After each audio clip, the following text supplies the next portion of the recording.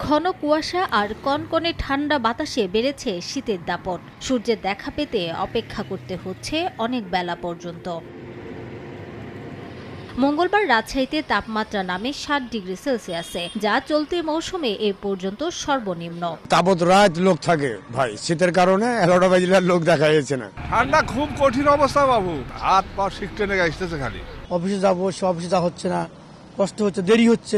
চুয়াডাঙ্গায় তাপমাত্রা নেমেছে ৭.৫ ডিগ্রি সেলসিয়াসে।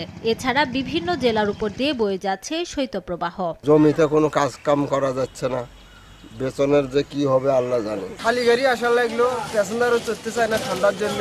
বৈরী আবহাওয়া কষ্ট বাড়িয়েছে খেটে খাওয়া মানুষের। পর্যাপ্ত শীতবস্ত্রের অভাবে তীব্র শীতে ঘর থেকে বেরিয়ে দুর্ভোগে পড়ছেন অনেকে। প্রচুর পরিমাণ ঠান্ডা, কামকাজ করা যায় না, প্রচুর পরিমাণ বাতাস, কুয়াশা। ৫-৭ দিন থেকে এরকম অবস্থা হয়ে গেছে, কাজ কাম নাই। আজকে ৮-৯ দিন ধরে রোদের মুখে দেখা যায় না, আমাদের কাজ কম করার খুব অসুবিধা। তীব্র ঠান্ডায় হাসপাতালগুলোতে বেড়েছে জ্বর, সর্দি সহ ঠান্ডাজনিত জটিলতায় আক্রান্ত রোগীর সংখ্যা। বেশি আক্রান্ত হচ্ছে শিশু ও বয়স্করা। আবহাওয়া অধিদপ্তর বলছে, চলতি মাসে কয়েক দফায় বয়ে যেতে পারে শৈত্যপ্রবাহ।